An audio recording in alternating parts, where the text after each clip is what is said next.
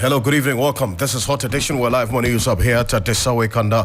Also live on Kesmi 107.1 in Tamale and beyond. We're live on W 93.5 in Wa and beyond. Coming up this evening here on Hot Edition, organizers of Occupy Jubilee House picketing indicate intention to proceed with the protest despite the Ghana Police Service securing an injunction application preventing them from proceeding. We'll hear from the group. We also say that taking the cue to go ahead from the legal position of government and the EC on injunction applications. Minority is alleging that government plans to collateralize 10 oil fields for $431 million loan from Letasco for the next 5 years. The NDC group is demanding a halt to the plan. We're getting to all of that. Also this evening, anti-graft campaigners are urging the state authorities to display courage and combat corruption. We have the latest in the sports and business and entertainment as well coming up for the next 60 minutes here on Hot Edition on 3FM 92.7. I am Alfred Ocansey. Let's get into the details now. We will proceed with the picketing of the Jubilee House tomorrow and urge all Ghanaians to come out in their numbers. That's the position of the Democracy Hub. That's a social movement group who are tomorrow encouraging Ghanaians to join them picket at the forecourt of the Jubilee House in protest of the bad governance, corruption, and the lack of proper social infrastructure. The Ghana Police Service had in a statement some hours ago urged the police and the public not to proceed and go ahead with calls to demonstrate that the Jubilee House, having secured an injunction and serving it on the leadership of the Democracy Hub group. But in a quick fire response, the leadership of the Democracy Hub denied being served while insisting they will proceed with the protest in conformity with the actions of the government and the Electoral Commission. My colleague Eric Mawenegbata is joining me in the studio with a copy of the statement from the Democracy Hub. We'll be running through it quite closely. What are they saying essentially, Mana?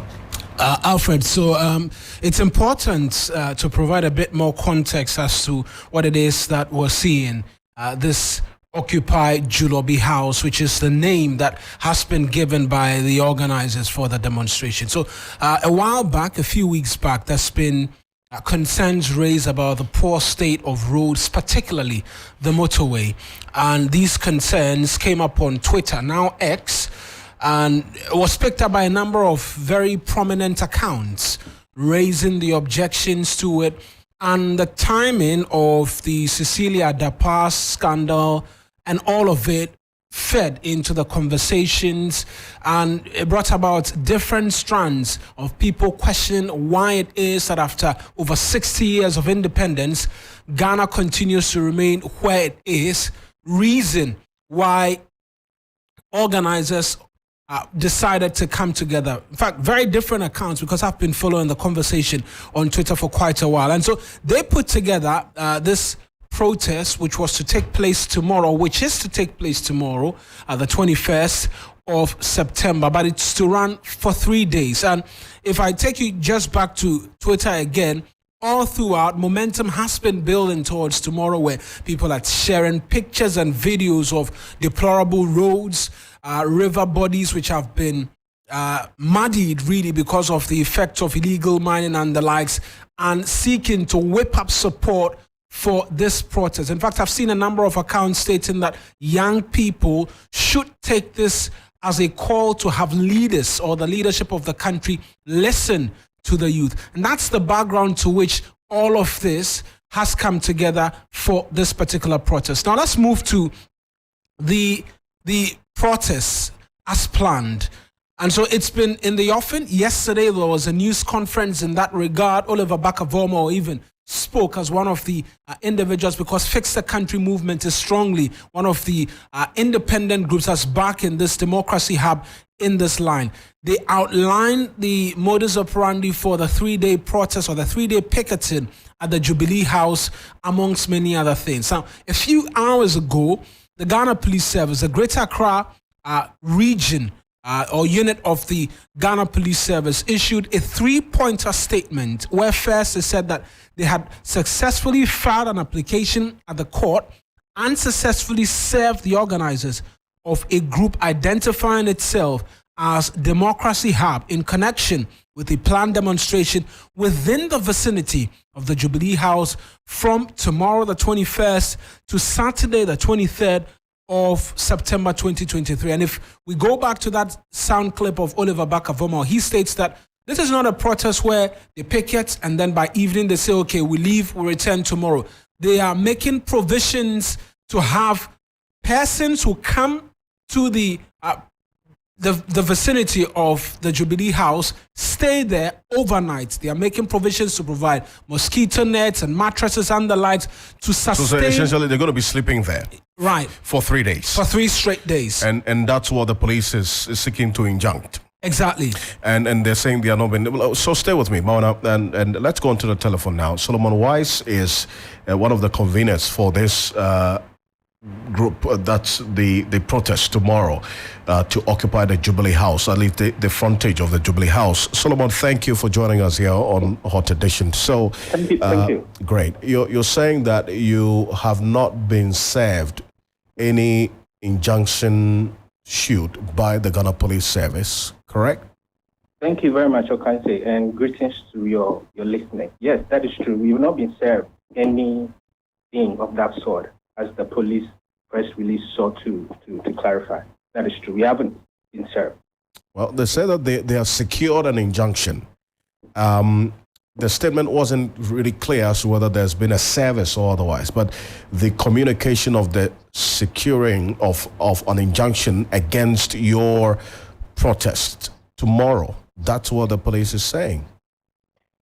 Ocansey, that I want to speak to, and categorically so, that it is true that we have not received any form of injunction as the police report sought to clarify. And I want to state emphatically that Article 11 of the 92 Constitution gave us the power as people, that the powers that every government use or exercise is the power of the people. And first of all, let it be known that the right to demonstrate as a citizen of this republic is a birthright. And the police of Ghana has no right whatsoever to stop anybody to exercising that right, that birthright. In fact, as we stand, that right is the only hope available to citizens. So if the police, whose job is to protect us and even lead us or give us the leeway to protest, are now trying to stop us from demonstrating, this is one of the reasons why we want to protest the Jubilee House. Do you understand? Because the police are recklessly, if I want to use that word, guiding the political party of the day to inflict wounds on our democracy. We have come so far, and the right to demonstrate, it's not the right that anybody, not even the police service or the president, can stop. So we are saying that tomorrow the demonstration is going on as planned. We have not received any injunction whatsoever from the police. We have not been served, and we have not been notified of anything as such. But this is the Ghana Police Service. Why do you say that they are doing this because they want to protect the government of the day? Of course, the Council of the Police is headed by the Vice President, Dr. Mahmoud Bawumia. He is the chairman of the Ghana Police Service. So if we want to protest, of course, they think that this protest is going to give them a bad name, of course. Look at our democracy today. Ocansey, look at our democracy. The media must help us to whip action. The media must help us to make sure that we shape the democracy that our forefathers fought for.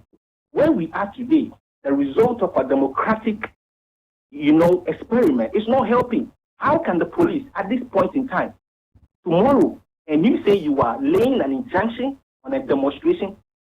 It is a holiday for Christ's sake tomorrow. And which court is going to sit tomorrow to hear the injunction? No, it is not so. It is not that. This is so spurious and so sick. All of us must come out of our homes and come to the street and tell the government of the day that this is enough. We don't want this to continue. Essentially, what this means is that tomorrow you're on your own. The police is not going to provide you any protection. And so as you're urging people who are listening to come out, what it means by extension is that you are not going to have any form of security.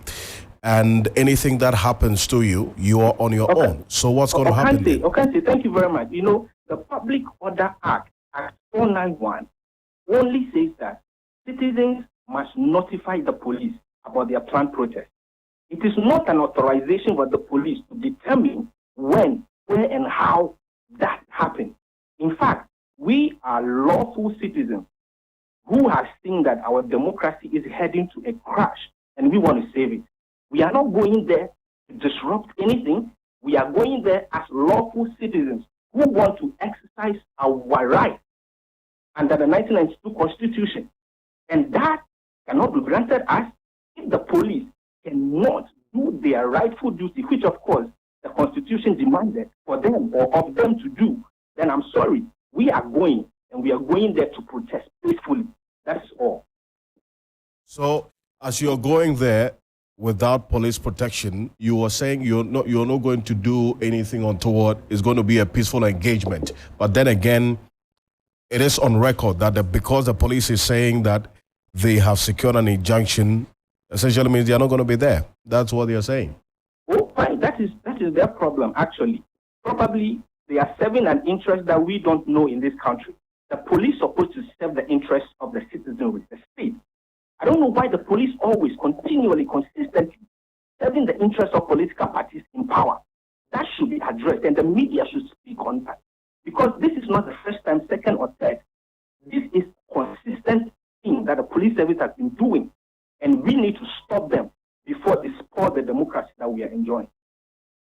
So in the statement of the Ghana Police Service, they say, and this is the second point they make, as we await for the court to determine the matter, they are urging the public to take note and disregard any calls like the one you're making now for any individuals or groups, encouraging them to assemble for a demonstration at the Jubilee House tomorrow. I can say on authority that the police has not received any injunction or have not gone to the court to do anything so like that. We have not been served with anything, as I said early on. And this is just the tactics of the Ghana Police Service. As I said early on, they are in bed with every political party. This must stop. It is a way to stop citizens exercising their democratic right to protest. It is clear time the police want to use some form of psychological bullying to bully all of us into silence. Are they the police service? They should tell me, are they okay with the way the country is going? The way things are happening in this country, are they okay with it? Recently, the service is in the news. So what are they trying to say? If they will not give us the protection that the Constitution asks them to give us, we will go on the street as peaceful protesters because they are citizens of this country. We have every right. When the country is not in good shape, we must shape it with our voice. And that is exactly what we are going to do tomorrow. So is it just tomorrow, or you're still sticking to the original plan of being there for 3 days? As planned, we are going to pick it for 3 good days. But tomorrow would be a determiner for whether we are going to stick to our plan to stay there for 3 days or not. But as I said early on, we're going there for 3 days. We'll see how things play out. Thank you, Solomon Weiss. You're welcome. For your time.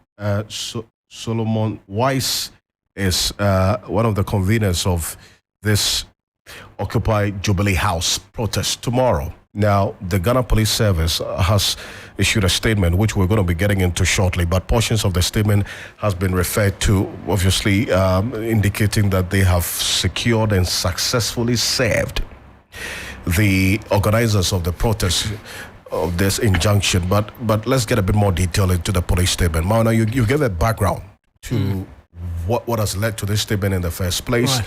And then Solomon Weiss giving us a bit more detail. But what's the meat in the police statement put out earlier today? Right. So, Alfred, let's just go to the meat, and perhaps I'll add a bit more context because I've been monitoring a live, I don't know, I can't call it X just yet, but a live Twitter space where Oliver Bakavomo has been speaking, and quite a number of Ghanaians are joining that space as well, throwing support really for the protest. So the police said that as they wait for the court, first they've successfully been able to serve this injunction, which the organizers are saying they've not received. They are awaiting the court to determine the matter. They wish or urge the public to take note and disregard any calls from any individuals or groups encouraging them to assemble for a demonstration at the Jubilee House. They equally wish to encourage the organizers to respect the due process in the interest of public order and public safety. That's the statement from the Ghana Police Service. And you asked a question of Mr. Wise whether they will be going tomorrow without police protection. Well, it appears for some strange reason, Oliver Bakavomo has been speaking to that in this Twitter space, which I mentioned is currently ongoing. He says, and I'm quoting, that all throughout their negotiations with the police, and according to him, they met the IGP, they insisted strongly that they will have marshals which will take care of crowd control and that the police will not be needed in crowd control for their 3-day picketing. That was during the engagement with the IGP. That's, according to him, that's the engagements they had, and that's what they put on the table for the IGP. And so for the police to say that they're not going to turn up, they have no issues with crowd control because they're going to have marshals who are going to be present. And on the subject of whether or not they will go to court to be able to respond to it, they say that they've been there before. They were on the very first protest they wanted to organize, I think somewhere in 2021, thereabout. It took until August. They had initially scheduled for May for the protest, but they had to wait till August because they went through the long haul of ending up at the Supreme Court, where the Supreme Court ruled in their favor. They are going to do that, but first things first, which is to go ahead with the protest tomorrow and picket at the Jubilee House. Alfred. Okay, we'll see how things play out. Thank you so much, Eric Mawenegbeta, running through the statement. And in fact, the origin of this entire statement from the Ghana Police Service and the reason why they sought an injunction against this Democracy Hub-led protest to occupy the frontage of the Jubilee House tomorrow. Well, the organizers, as you heard Solomon Wise, one of the conveners, make the point that they will go ahead with that protest regardless of this injunction that the police have indicated in their statement that they have successfully served the leaders of this protest. But as you've heard, the leaders are also denying being successfully served.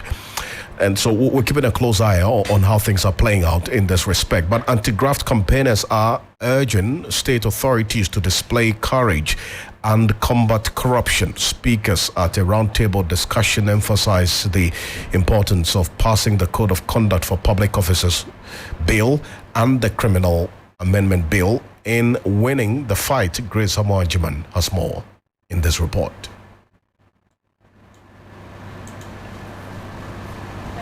On preventing and combating corruption was introduced in 2003. 20 years down the line, Ghana has ticked 11 out of the 12 articles in the convention, including the creation of a national convention on corruption, NACOP, in 2015. But anti-graft campaigners say the effort is not enough. It's good to the extent that we have passed the laws. But then at the functional, operational level, are these laws effective? And that's the gap we find, that many of our laws need serious reform because there are nuances that are not being covered. You have an assets declaration which is not fit for purpose because nobody can check what is going on. Take political party funding. We have a Political Parties Act, but it doesn't deal with the issues of where financing or funding comes from. And even when they are supposed to submit those financial statements, it's not being done and monitored and enforced. So the operational level of functionality and enforcement, there's a lot of work that needs to be done. And the reforms to make sure that these laws are as effective as they can be so that the country can move forward. The Commissioner of the Commission on Human Rights and Administrative Justice, Joseph Withal, has charged the Attorney General to pass some key regulations in fighting anti-grafts in the country. I would like to strongly urge the executive, and in particular the Attorney General and Cabinet, to muster the political will to put before Parliament for passage into law the conduct of the Public Officers Bill and the Criminal Offences Amendment Bill 2021. Anti-graft campaigners say the inclusion of a curricula in education for young people will help in building a generation that will uphold integrity and morality. Grace Hamwa Ajuman. Right there. Now, meanwhile, the Office of the Special Prosecutor is promoting the enactment of 2 new bills to combat corruption: the Unexplained Wealth Order and Non-Conviction-Based Asset Forfeiture. Aims to overcome barriers to asset declaration and recovery amongst public servants and other interested parties. Samina Akon is Director of Research and Administration at the Office of the Special Prosecutor. We like the country to have a direct provision on what we call unexplained wealth order, so that the burden is shifted onto the suspect or the accused rather than on the law enforcement agency or the anti-corruption body, so that they need to prove how they came by their sort of wealth. As it stands now, we have provisions in the OSP Act that allows us to do lifestyle audit, but by and large, the burden still remains with the prosecutor. The second proposal is what we call the non-conviction-based forfeiture, and that allows you to, you don't have to necessarily have to go through trial or charge someone before you can forfeit the assets of the person that have been gotten illegally. We have bits and bits of provision in the OSP Act, but we think that it may allow even judges and people who sit on the cases to put in their interpretation, and we feel that we must have a direct provision in the laws. Well, that's Samina Akon there. Well, the issue of the law on unexplained wealth, when successfully passed, will place the burden of proof on public servants and private individuals to explain their excess earnings instead of the prosecution, and then also empower the special prosecutor to investigate bank accounts of suspected persons of interest, plus allow the OSP to recommend protectionary actions in that regard. Adam Senano is the co-chair of the Citizens Movement Against Corruption, one of the foremost CSOs in the anti-corruption space on the continent, is joining us. Mr. Senano, thank you so much for joining us here on Hot Edition. So, just to put it in context, so this law on unexplained wealth, how is it going to be operationalized? So, for instance, if it is passed, how do you then say apply it in terms of who is going to be the recipient or the person who this law is going to be applied to? Is it a politician, or I just see someone who has been rich overnight, and so I go to the OSP and I say, you know what, please investigate this person? Is that how it's going to work?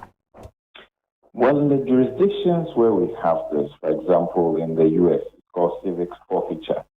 It allows an officer involved in investigations and enforcement to ask to confiscate assets that belong to a person or an individual, to the extent that they believe that they have information which shows that your earnings or legitimate sources of income could not justify these assets. The unique thing about it is that the burden of proof is on the person who is the supposed owner of the properties or assets, to then provide evidence to show that these have been legitimately earned and therefore you should return it to me. And it allows them to keep those assets without necessarily having to go through various legal processes. So it's a faster way of dealing with potential issues of graft. So yes, anybody will be subject to it, whether you are somebody involved in the public sector, private sector, it doesn't matter. To the extent that these public officers who are so empowered think that the assets you have could not have been legitimately earned, you now have to provide the evidence to show that these things have been properly and justifiably and purchased or owned by you. I see. Then it still boils down to the effective implementation of this law. It's not just about the law being passed or being in place, is it not? Yes, but then it allows you to deal with a lot more of these incidents. I mean, there's a sense in which people worry that Ghana has become a place where you find a lot of money moving around, properties being built, and people are wondering, okay, where's all the resources coming from? In this instance, what will be if you monitor the particular individual and you know that the person works here, has a private business, you add up the turnover per month, and you can look at other projects they engage in and figure out that no, there's a gap. It gives you the right to then say, look, this property is being confiscated. Provide all the documentation that shows that you are earning money legitimately, and then they would obviously check: are you paying the relevant taxes? Have you gone through the right channels? And so on and so forth. And that in itself would then make it more difficult for any individual to attempt to engage in actions where they are not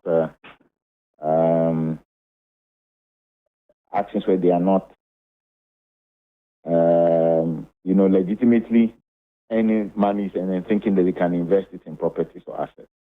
See, but then also there is the other concern that comes up, at least with the latest from the OSP concerning this Cecilia Dapa case. Now we're getting to know that there were some undisclosed businesses that Cecilia Dapa owned, which the OSP has found, and then also the bank account of her deceased brother is actually quite active and engaged in transactions, transferring money from that account to Cecilia Dapa as well. Would you say that all of these findings now make the OSP's case watertight going to court? Well, you know that the OSP. Obviously, this is something they filed, which was not supposed to be in the public domain. But the details as uncovered so far suggest inconsistencies in the testimony and a lack of ability to justify what monies have come into her possession and how they came and so on and so forth. The inconsistencies relating to companies that she said she has or she represents, and then other names are found there. I mean, all those inconsistencies begin to make a certain case that things are not adding up and perhaps something is being hidden. And then if you cannot legitimately confirm that these things, you did this particular task and this particular group paid you for it, that then will make the officer who is responsible have the right to say, okay, these things are confiscated, and to such time as one can justify that it is yours. Otherwise, eventually ends up as being state property. See, so going forward, I mean, now the OSP has corrected some of the errors that some lawyers say it committed, which was quite fundamental in making the judge aware of the details of the account that is sought to freeze. So how do you envisage that things will play out in the coming days? Finally, Zerano.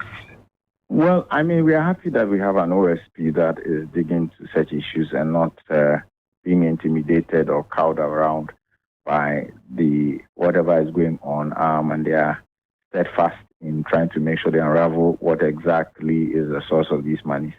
I expect that now that they've provided for them better particulars, any judge who is looking at the details will be reticent to just say, look, these money should be returned, because clearly the person herself cannot even say accurately how much, where it came from. Denied at one point that these monies were even something she knew about. All of those complications suggest that the investigation must continue, and the safest thing is for it to remain confiscated until such time that there's clarity as to who has paid these monies and why they were in her possession. I think that's the way to go. I appreciate your time. And Serano, thank you so much. And thank you too. Serano is the co-chair of the Citizens Movement Against Corruption, and the minority in Parliament is demanding an immediate halt to plans by government to allegedly offer proceeds from the 10 oil fields as collateral for the next 5 years for a $431 million loan facility from Geneva-based international marketing and trading company Litasco. Now, the caucus bemoans that the 10 oil field per the loan agreement would have to produce a minimum of 3.8 million barrels of crude oil every year to Litasco. Speaking to journalists, the ranking member on the Mines and Energy Committee, John Jinapo, says although Parliament rejected the request by GNPC to secure the loan pending the provision of the terms and conditions of the agreement, the presidency has directed GNPC to seek board approval for the loan without parliamentary approval. I have come across documents, and the minority side in particular have become aware that the presidency is using coercive force, the power of the presidency, to compel GMPC to proceed and execute this loan agreement without parliamentary approval. This is unconstitutional, this is unlawful, and this is a blatant disregard to the directive and resolution of Parliament. Presidency called a meeting on 14th of September at 11 a.m. GMT. Those who were present include the Chief of Staff, Secretary to the President, our own Minister of Finance, Deputy Minister of Energy, the Chief Executive of Car Power, and Letasco and other executives of both companies. The presidency directed GMPC to seek for board approval and proceed to raise a total amount of 431 million United States dollars without parliamentary approval. I therefore want to call on the GMPC Chief Executive and the board that if you proceed with this directive, you'll be committing an illegality. You do not have that mandate and that power to enter into such an agreement without parliamentary approval. That's John Chenapo there. And now the Presidential Election Committee of the NPP has dropped a proposal to allow delegates and government appointees act as polling agents for aspirants in the 4th November presidential primaries. This proposal attracted opposition from some of the candidates with a view that an uneven playing field will be created if it is accepted. The committee has also agreed to release the delegate list to all aspirants by the 4th of October. Speaking to journalists at the end of a meeting of the committee with the aspirants and their representatives, Vice Chair of the committee, Kwabena Bankwa-Yeboah, said all the aspirants have agreed and signed the guidelines. To the best of my knowledge, I do not think the process was not fair. The process on 26th August was very fair, and I believe for one or two incidents that took place, I think even the aspirants, when they came here, some of them came to congratulate us for the work we did. So to the best of my knowledge, I think the processes, the guidelines, everything that we put in place was as fair as practicable. The one or two incidents that took place have been addressed. That's what I'm saying, a report has been given. So that will be taken care of. But on the whole, I believe it has been a very good election on 26th. And we believe on the 4th November, the party will prove everybody wrong, and that the members of this nation, the party, will make sure that that election will be an exemplary one for all other political parties to emulate. So sorry, but is it a view of the committee that the reasons given by Alan Chairman shouldn't have been any concrete reason not to pull out of the way because you did a fantastic job? We will not speak for any candidates. For me, ours is to make sure that we give an even playing field. If you have any concerns, the best procedure is to lodge a complaint to the committee, which most candidates did. We have invited all the persons involved all over the country. We've done all that we can. We've done our investigation and we've given a report. So our report is before the party for the necessary steps to be taken. We are hopeful that decisions will be taken based on whatever we've observed so that we move forward. And don't forget, a party is a family, and therefore we expect that any issues will be addressed in-house by the party and by those who are responsible. And I believe we've done the best that we can. That's Kwabena Bankwa-Yeboah. My colleague Duke Mensah-Poku sat through this meeting and is joining me in the studio. Duke, what more came up after this crunch meeting, which you observed quite closely? So all the aspirants, we can say on authority, have signed onto it, which means that they agree with all the guidelines. That includes the fact that everybody will select their own polling agents who are neither delegates nor government appointees, because that was a very thorny issue. Right. It was one of the proposals that really came up, because some of them thought that if you had government appointees acting as polling agents, they may influence the outcome. So that has been agreed upon. Apart from that, the committee also has agreed to release the delegate list. You know, that always is a matter of contention among the candidates. So they've agreed to release it to them one clear month before the election itself. So on the 4th of October, the over 200,000 NPP delegates who would decide who becomes the party's flag bearer for the 2024 election will be released one clear month before the election itself. Also, issues around security will be handled by the police. Electoral Commission, as it was done in the case of the 26th August election, will handle all of that. And then polling would begin from 7 to 2 p.m.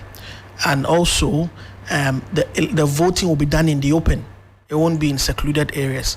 It will be done in the open, and mobile phones will not be allowed into voting booths, and the media will not be allowed to go beyond what has been demarcated as the security zone.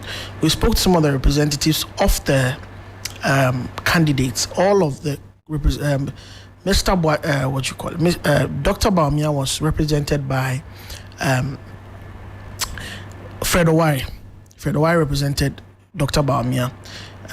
Efri Akoto was represented by one Dr. Oting. Adainimo himself was there, but he left earlier. And Kennedy Japan was represented by his campaign manager, Kwame Usu. So these are the people who signed onto it. And later on, Adainimo told us that he particularly was not happy about the proposal for delegates and appointees to be polling agents. Later on, that was dropped, so I'm sure he will be happy with that. So yeah, on the paper, on the look of things, all seems set, but they were very evasive. You remember that 2 weeks ago when the party met the aspirants, Kennedy Japan camp made a forceful proposal for the allegations and the referral to this private committee against him to be dropped. I asked that question. Mr. Abankwayabo was evasive. He said that they had done all the work that they had to do on the 26th August election, and they had presented it to the General Secretary and the Chairman of the party. It will be deliberated upon at the National Council, so he will not divulge what is in there. But we have a strong feeling that since that has not come up again, maybe Kennedy Japan must have had his way. But we will wait to see. I mean, there's still a long time before the 4th November elections. Super. Duke, thank you so much for the updates and what happened at the NPP's election committee meeting and the briefing of journalists after that crucial meeting earlier today. Now, to some more stories as we'll be monitoring here on Hot Edition on 3FM 92.7. President Akufo-Addo has reiterated his calls for a reform of the United Nations structures and organs, indicating that it serves the parochial interests of the West against smaller member nations. Addressing the 78th United Nations General Assembly, the president noted specifically that the Security Council has been selective on which global security issues it focuses on to the detriment of others. We've witnessed it firsthand over and over again that the big powers of the United Nations might be preaching democracy, fairness, and justice around the world, but are happy to practice the opposite here at the United Nations, prioritizing parochial interests over those of humanity. Back in 2017, the first time I addressed the General Assembly as president of my country, I spoke at length on the need to reform of the United Nations and of the Security Council in particular. I said then that the urgent need to reform this organization had been talked about and scheduled for a long time, but somehow we've never found the courage and the will to execute it. I said then that Ghana supports UN reform, especially of the Security Council, is set out in Africa's common position on UN reform, based on the Eswatini Consensus. Mr. President, I said then that the time was long overdue to correct the long-standing injustice that the current structure and composition of the United Nations Security Council represent for the nations of Africa. After serving on the Council at this difficult time in the world, our views on the need for reform have been even more strongly reasserted. As President Akufo-Addo there, he also spoke about the recent coups on the continent, and particularly in the West African sub-region, and this impact on democracy. Instability in the Sahel and widespread terroristic activities have put West African countries under severe political pressure and economic strain. Several countries in the region have lost vast stretches of territory to the rampaging terrorists.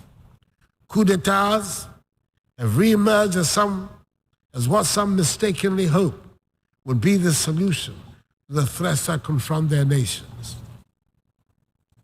We in the West African region are trying as best as we can, under the very trying conditions we face, to deal with the situation. We are convinced that the conflicts that continue to plague our continent and our region, in particular, would be more satisfactorily resolved if the international community was to support, not undermine, the efforts of our regional and continental organizations to deal with them.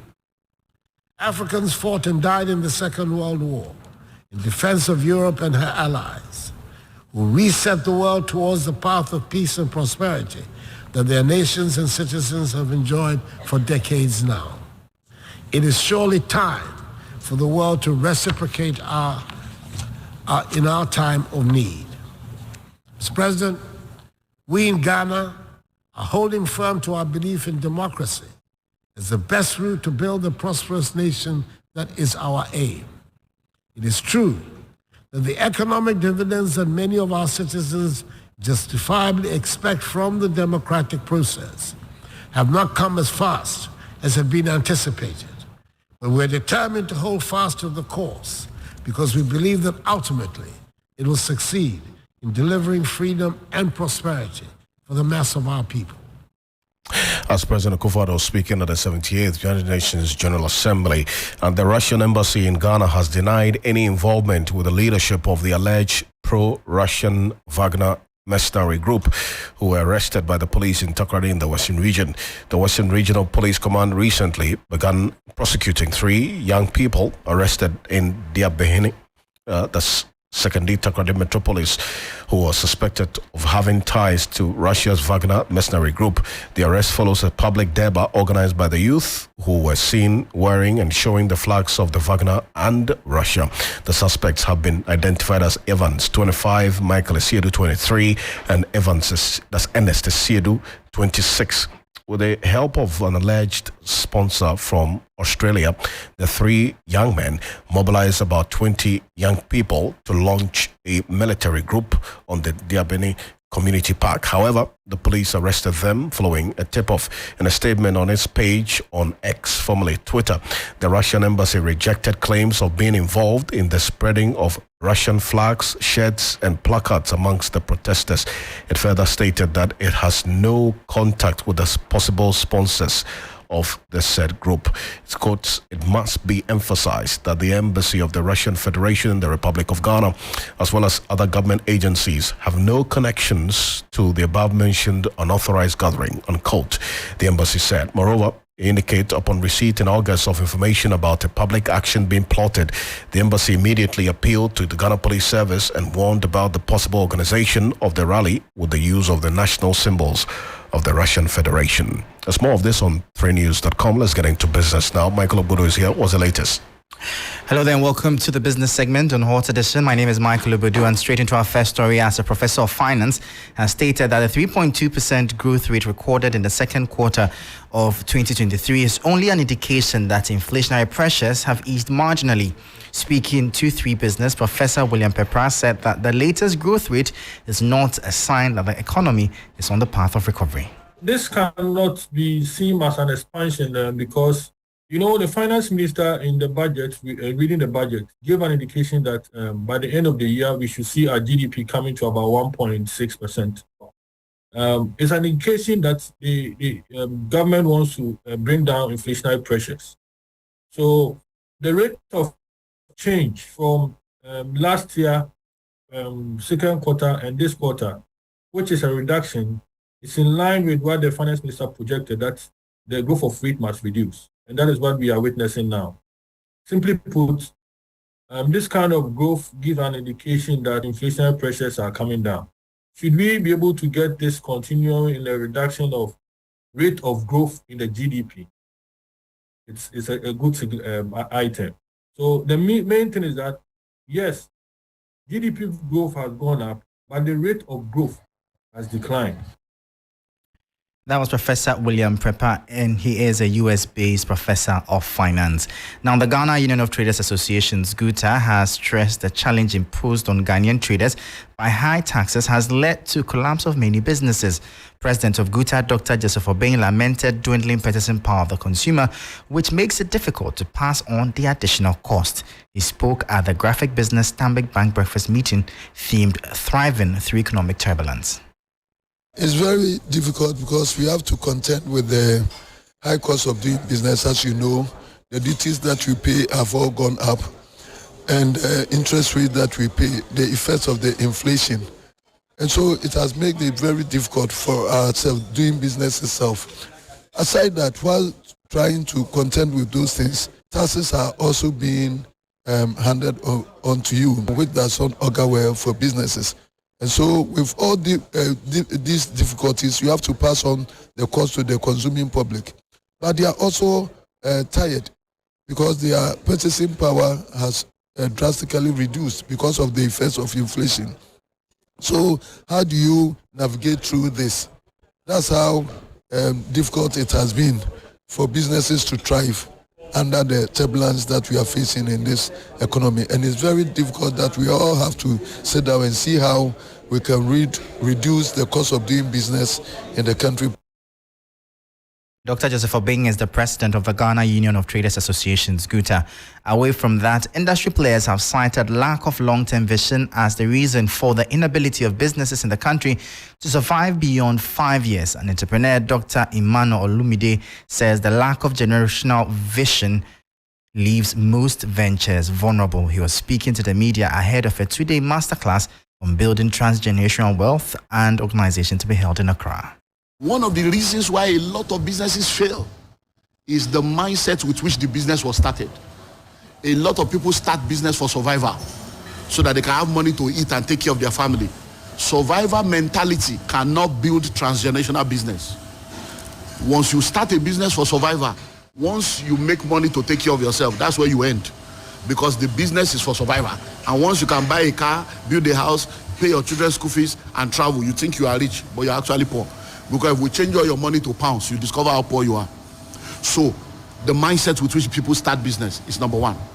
Number two reason why businesses fail is lack of a strong vision, which is still titled for. If the vision is just to take care of yourself, once you take care of yourself, vision is expired. But if your vision is to make global impacts, if your vision is to build a global company, you will not be limited when you have 2 branches in Accra. You will not settle down because you have 5 branches in Ghana. You'll be thinking of how to become a global business.